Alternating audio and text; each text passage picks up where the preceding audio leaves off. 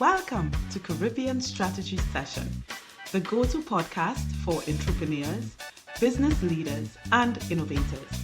Whether you're building a startup, scaling your enterprise, or exploring opportunities in the region, we've got the insights, strategies, and success stories to inspire your journey. Join us as we dive into the world of business, Caribbean style. Now, let's get started.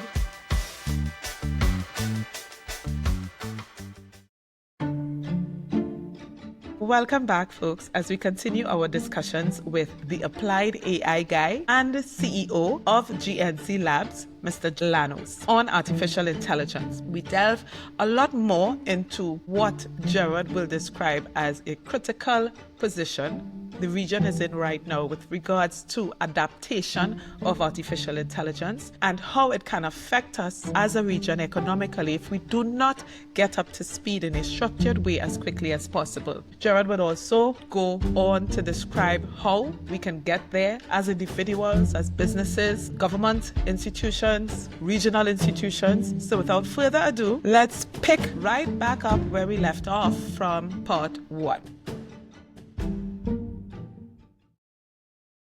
Can I do work with AI and publish it? Can I do work with AI as a student and it be academically honest and assisted by AI and be higher level work? And that is where that element of bridging the gap between I know how to use it to I can demonstrate that I can function at the highest level using this tool is the next level of competency. And going through these stages, the answers will become apparent. If the mom and pop who is in their mid-50s, who has to keep their grocery open, if they start tomorrow, what am I going to do with all of these bills? And I take pictures of them, and I know the right frameworks to talk to these pictures and pull the information.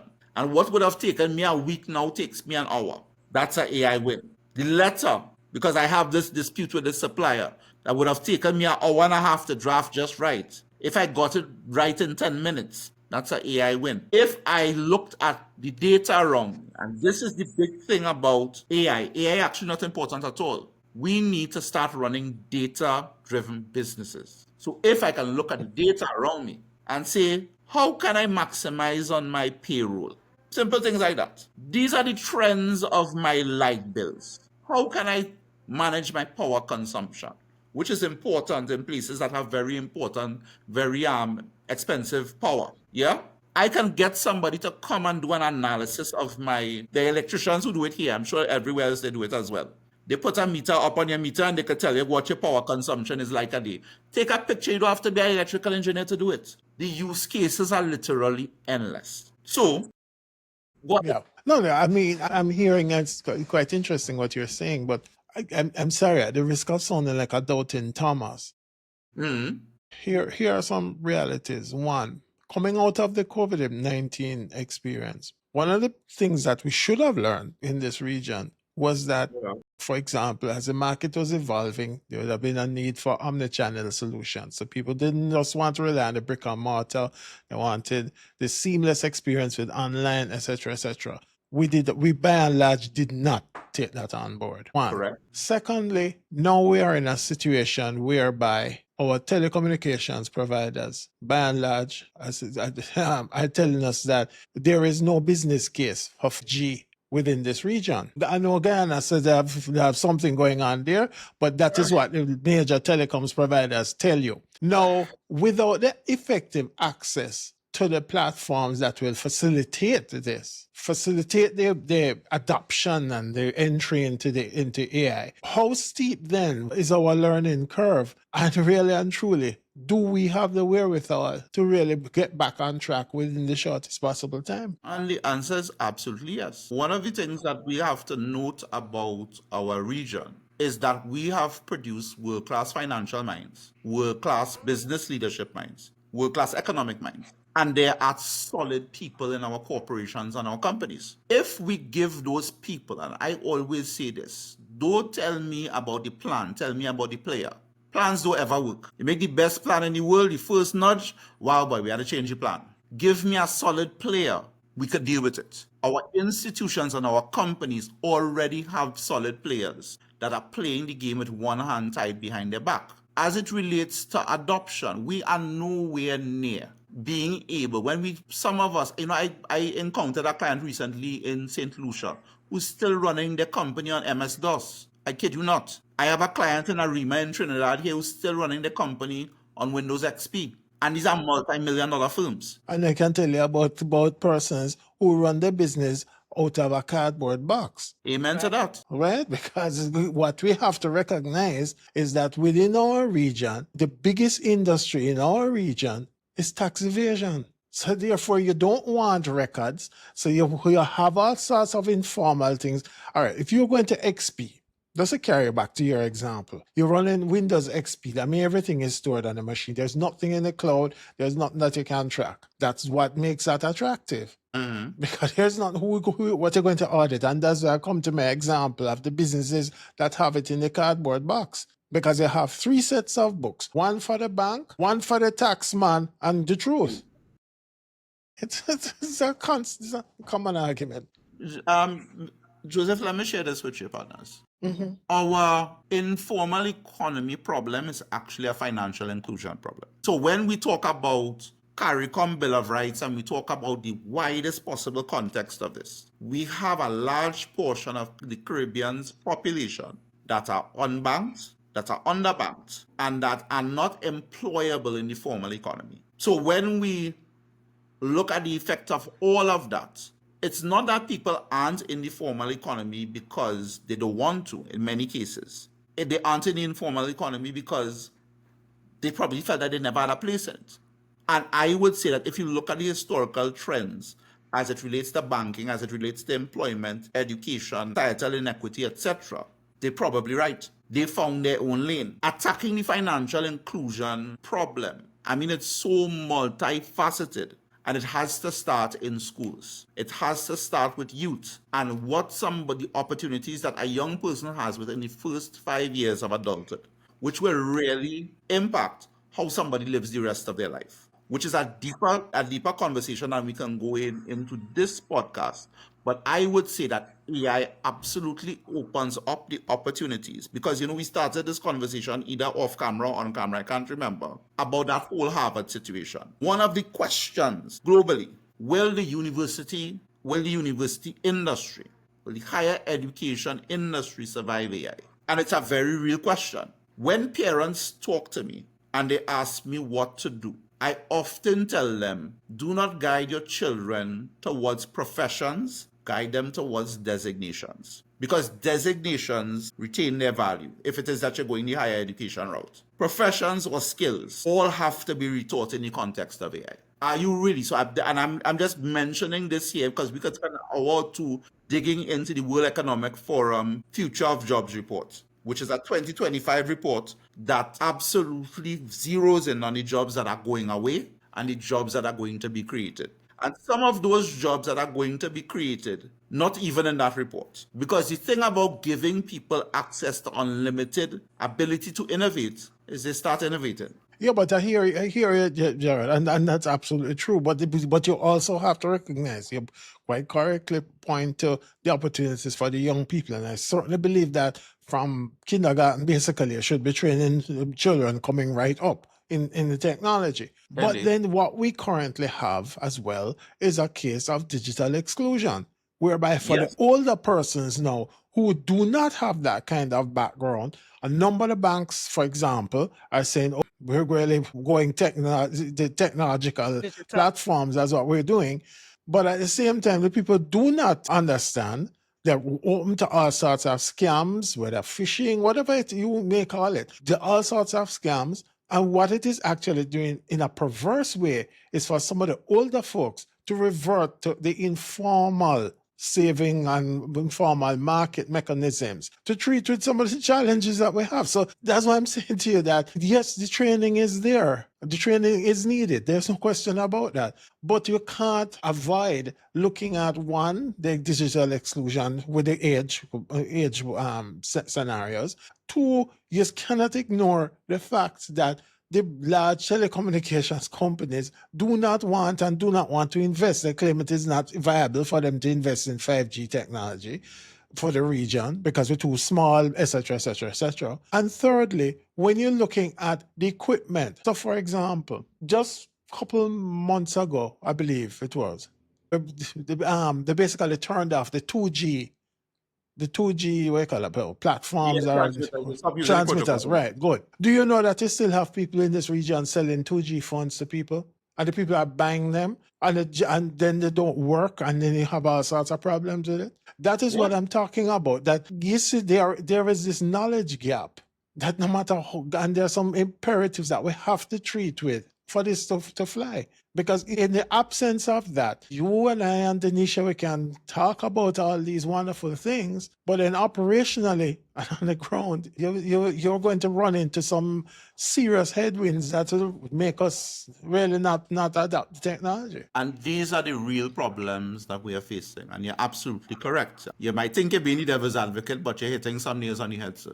So, in the first instance, we can only address these things through policy. And my number one problem is that my policymakers do not know what to make of the problem.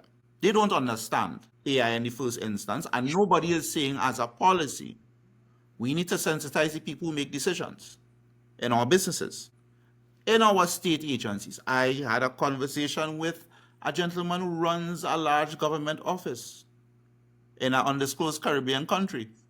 And that gentleman told me that he was told by the board of the organization, appointed by the Prime Minister of the nation, that they don't want this gentleman, who's a highly astute project manager and business leader, to do anything with AI. So work that he was doing in seconds, they'd rather he do it in 3 weeks than use AI. That's a policy decision from a board of an organization. And let me tell you where it trickles down, though. Let me tell you where it trickles down.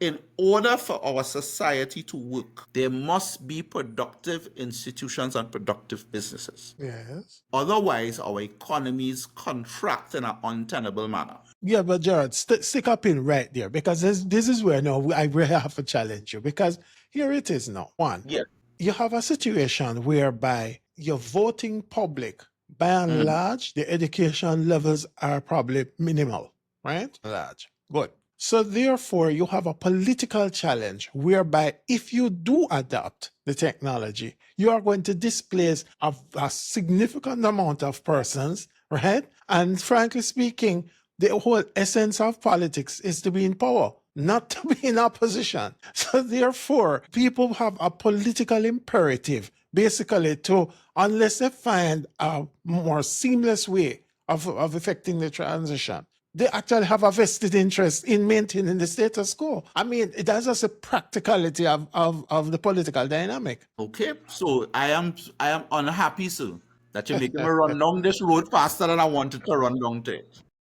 But suffer it to be so. If that's how I wanted, no problem. Statement was made in the US. 30 million Americans under the age of 35 are for living. Uber, truck, DoorDash, whatever the case is. We already have driverless cars. Which I'll never take, but yes. The gentleman, the senator, I believe it was Boutique Check. It's either him or somebody else, but a prominent senator said, as far as he is concerned, we cannot allow capital, money, people with money, to adopt technology in a way that will disadvantage. So in the same breath that we're saying that we're not anti-competitive, and we're definitely pushing innovation, we are simultaneously identifying or risk assessing how this affects our society. And we are suggesting measures and entering into consultation to minimize the risk to the most vulnerable. So what we are now rushing into is a conversation about responsible AI adoption. Because if we allow capital to make those decisions, that is going to lead to manifest injustice. Now, we have seen these. So we have the Montevideo Declaration, which is cutting edge, heading towards legislation on the protection of human rights. The US also put forward something that unfortunately, President Trump decided to take off the table. as it relates to a Bill of Rights of Humans in the age of AI. And we see several forward-thinking jurisdictions looking seriously at declaring and codifying or moving towards the codification of AI status as a tool for the benefit of humanity and not for the benefit of capital. Because the fact of the matter is, if I can buy a machine or I can buy intelligence and I can apply it to a business problem, I get an unfair advantage. And if it is that I start to pour capital into continuing to leverage technology to solve that problem, you will never catch me. Ever. But Gerard, there is no regulatory framework as it stands right now anywhere in the region. Anywhere in the world, as far as I know. Okay, so that governs who uses it, to what extent or not to what extent, what they can or cannot do outside of law that already exists. There is no regulation. So there is nothing stopping a private entity, regardless of how many persons they employ, from deciding, from taking it upon themselves to decide, let's go the AI route. Let us tool ourselves to become more competitive by going the AI route. If that means bringing automation on board, where we have to send home 70% of our staff but become 40% more efficient, at the end of the day, that is what shareholders want. And there is nothing that is stopping a private entity or enterprise from doing that. And so it goes back to my question, which, and as Joe would have said, what will eventually happen? It just broadens the gap between the haves and the haves not. That's all that this is going to do in a shorter period of time. It is what is going to happen if we do nothing. Because there's a lot. That's the hard thing to know. If we are speaking about maintaining the current status quo, guys, let me put on my 0.14 voice. 0.14 is a little tongue down in South. I not only people fruiting just South of Trinidad. Yes. Trinidad, South, yes. Guys, every job as we know it done that already. Forget about that. And you can only block for it from it so long. for so long. You can't block from it forever. And at some point, what's going on in the world going to affect us. And we're going to start a contract and we're not going to be able to do nothing about it. Gerard, you still don't get it. You still don't get it. I get it, Joseph. Hear what I'm telling you. Now is the time to get our institutions in line and say, hey, heads up, AI happening, what are we going to do about it? Now is also the time to train corporate leaders, business leaders, governmental leaders, so that we can chart a way forward in the age of AI.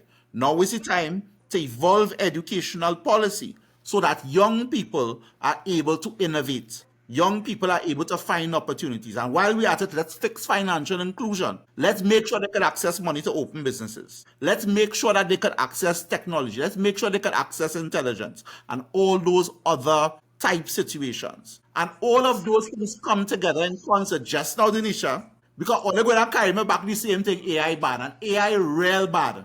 Unless, hey.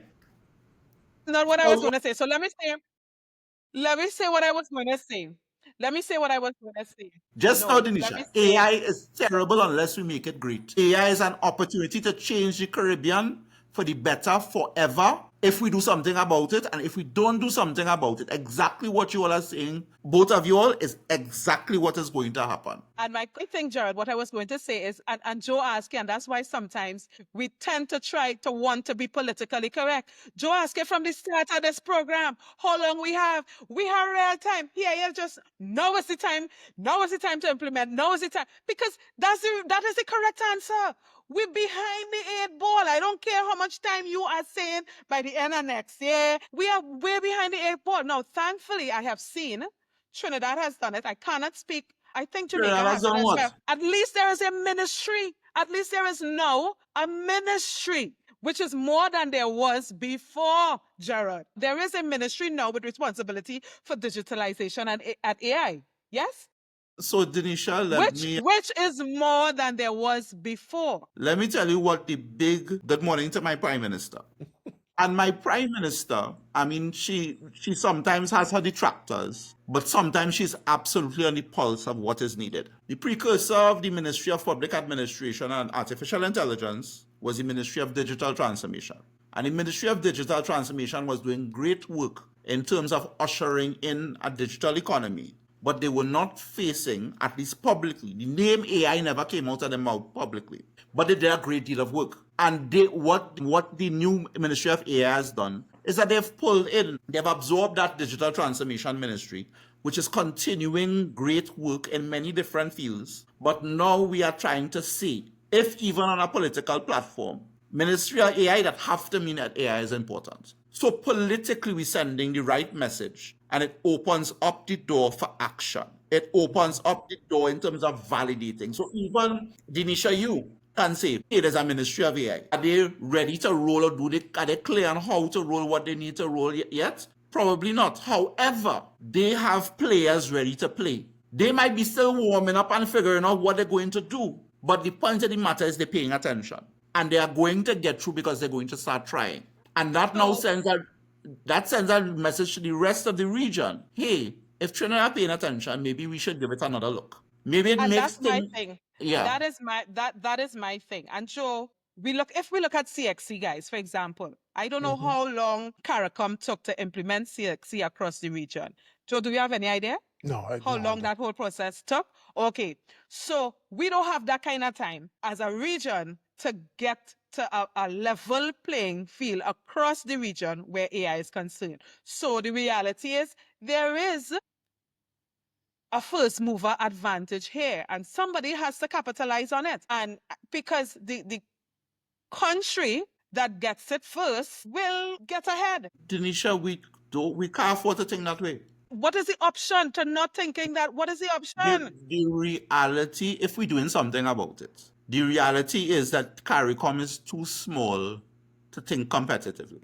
CARICOM has to think collaboratively. And in our space, there are different efficiencies in every territory. And what we have to do is make sure that each territory has an ability and a fair chance to create the efficiency that works for them. Now, to me, you're talking like a wishful thinker. If I were to be honest with you, that's what you're sounding like. Because how realistic Gerard CARICOM has been trying to CSME. We spoke to Dr. Antoine last week, and CSME is something that has been on the books for decades, and they still haven't gotten that. What we're going to wait for them to figure out AI? We will wait for them to figure it out, to roll it out. No comment.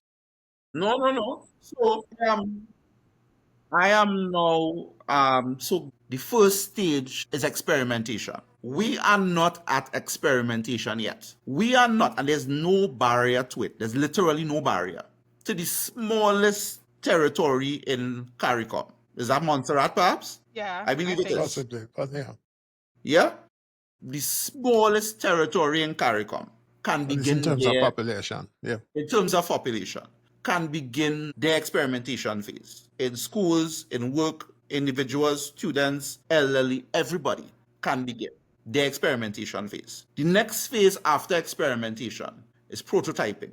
We get to the stage where, okay, after we play with it, we begin to find the thing that makes sense for us. Like, wow, if I do this way, I can make money. Time to value is the correct term. And the next stage after your prototype is you start to implement. And implementation is where things like 5G become important. Things like network architecture become important. Things like stable networks become important. Network latency becomes important. Cloud storage becomes important, which are more technical considerations. But guys, this is where our economy begins to grow. This is where our economy begins to transform, because people will find ways we cannot predict to either support businesses, whether at home or abroad, or start businesses at home or abroad.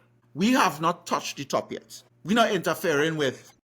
And the people that do that, the people, whoever gets there in a systematic way, yes, will get ahead of the train. So there is first mover advantage because, so Gerard, to me, what you are saying is there's an opportunity. Trinidad might very well be ahead of some of the other territories in terms of just because maybe you're sitting in Trinidad and some of the services that you are offering, whether you're offering them regionally, I would like it to at least say that before you leave, they might be ahead of the curve so that persons can say, well, okay, because it has to start somewhere. It has to start. We cannot sit back and wait for CARICOM to lead this, to drive this. We can't, right? That is just the reality. But it has to be driven by somebody somewhere. So, and as an organization, the head of an organization can say, you know what? Let me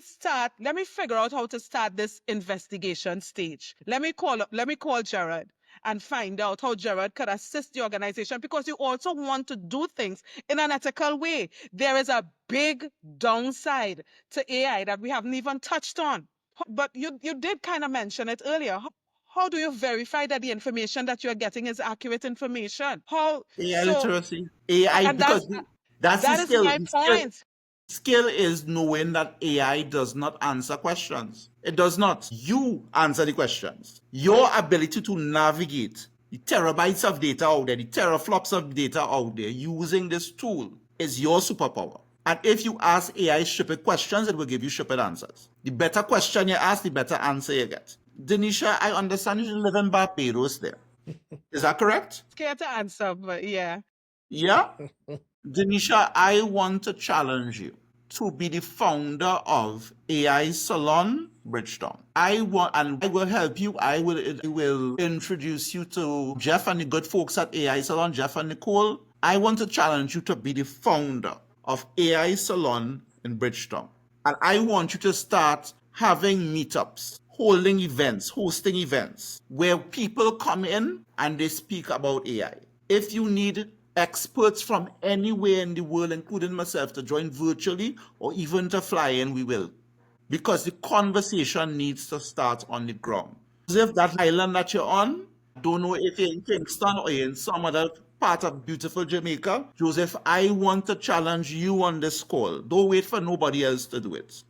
Form AI Salon Jamaica. Get some young people from the university in Mona involved and start to keep events where people could begin to talk about AI. Not from guys, I'm a consultant by trade. Excuse me, I sound a little smart sometimes. I can't help it. But the fact of the matter is we have to bring this. Denisha, you're absolutely on point and astute. We have to bring this down to the man on the street, the man who may not be particularly literate, the man who is even to the point where they don't read so good or they don't spell so good. You're supposed to be able to use AI because you can talk. You don't have to type. Yeah?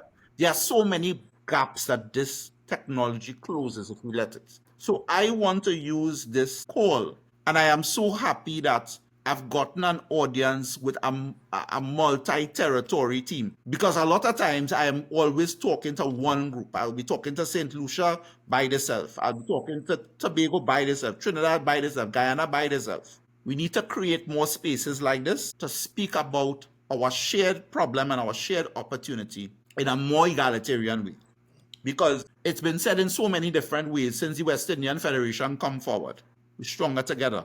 And we've consistently failed as a region, as a bloc, to integrate, to consolidate, and to make something happen. Somewhere in your speaker notes, you had mentioned the issue of impact of AI on trade. A normal admin assistant in an office can dissect complex bilateral trade agreements. They can find opportunity. You don't have to call the consultant. Somebody in a company could figure out where the efficiencies of my export markets. Pull up every country has every bilateral agreement up on our website. Pull down all and drop all in AI, analyze them. Where are the best places for my products and services? The use cases are endless. If we just admit that the tool is there, we start our experimentation phase, we become AI literate and we start to apply it. And the opposite of that is, guys, ultimate disaster. Great. That is literally the opposite of this is, I don't see a country in CARICOM, if we continue on the trajectory doing right now, I don't see a country in CARICOM that is not going to see at least an aggregated 10% contraction over a period of a few years. because the whole game going to change up and we're not going to change. Okay. All right, fair enough. Michelle, I think we're out of time.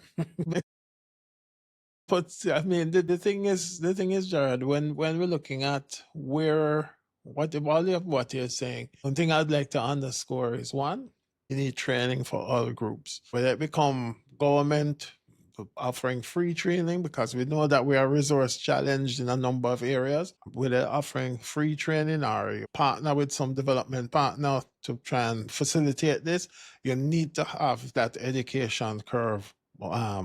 People need to move along that education curve. Two, effective access to the technology must be there. Whether, irrespective of how we want to spin it, that is what you have to do. Because without, as we saw again in COVID, we said, we're having classes online for a number of people. The honest truth of it is that the overwhelming majority had no access to technology, and therefore there was none. So in other words, for me, we have to do a realistic check where we really are. Look at these gaps, move to them as quickly as is possible, and to ensure that because I keep pointing out, the elderly, that's a group that I'm particularly worried about because they're the ones who are most vulnerable to all of these scams that are going on. And if we don't bring them up that learning curve, you're going to have a big problem. I mean, honestly, sometimes in Jamaica, when I pass through some of the places, you see people demonstrating almost on a daily basis, and they're demonstrating against the technology because they don't understand. That's the truth. They're not evil people, they're not whatever. This is a matter of they just don't understand what it is. And therefore, you see, sometimes change is probably the scariest thing in this life, And therefore, you have to, it seems to me that you as the applied AI guy, you are one of those persons who have to recognize that the nuanced introduction of these things is what will determine its ultimate success or failure. Because if we drop the ball and people feel that they're excluded, they don't understand this thing, and people can use it to carry them wide. That's a big problem. I mean, last example I will give you.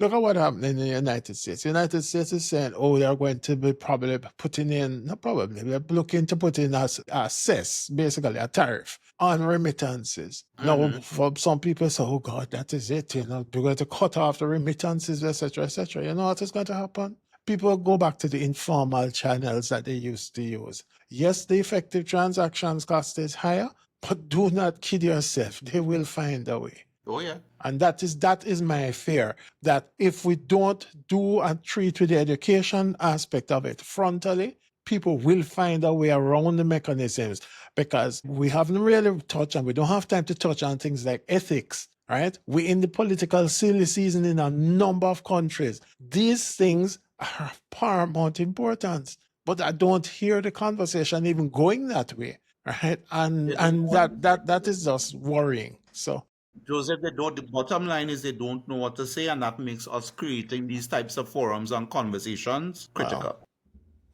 Wow. All right. Well, Gerard, thank you so much for, this was a really hearty conversation. Thinking that we have to pick this one up again, because there are some things that I wanted to discuss. The CARICOM Bill of Rights, we didn't even get a chance to really delve into that too much. So there are some other things that we wanted that I'd like to discuss. We will share your information at the end of the program with our listeners and viewers. Hopefully, some of them will take the initiative to call on the applied AI guy and start that process within their relevant circles, whether it's company-wise or community. I don't think AI intelligence is limited to any one sector or the other, because as Joe said, as many people as we can have access to it as possible is best. So let's see how we can get the word out first and get persons involved in a structured learning approach to this whole artificial intelligence field. Right? So I would invite people to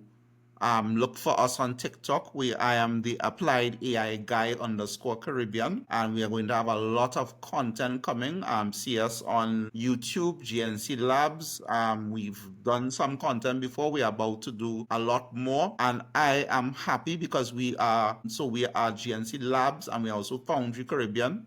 Foundry Caribbean is an NGO. GNC Labs is a company. We are Caribbean first and a one Caribbean company. I am of service and in service to all 13 plus million of my Caribbean brothers and sisters. All companies, all individuals, from the man living on the road to the person living on the mansion in the hill, and every person and company in between. This is a us problem. We are aggregating not only us as a solution provider, but anybody else who's interested in getting into AI adoption and they want to get guidance into how to go about doing this type of work. I'm trying to create a cadre of people across the Caribbean who do this type of work as well, because the mission is bigger than a dollar. Yeah? So this was fun. It's the most fun I've had all week. It's a pleasure to be here, Thank to you be so seen, to be heard. Great conversation. And I look forward to working with you closely in future. And I hope you take me seriously and start AI Salon in your country or in your capital city. Go check it out. Google AI Salon and let's get working, guys. Let's get cracking. Thank you so Alright. much, Gerard. And we're happy to have you. Thanks, Joe. Thanks, our Come on, viewers and Sean. listeners. This is our third episode of Caribbean Strategy Session. Thanks, everyone, for joining. Do enjoy the rest of your day. Bye. Take care.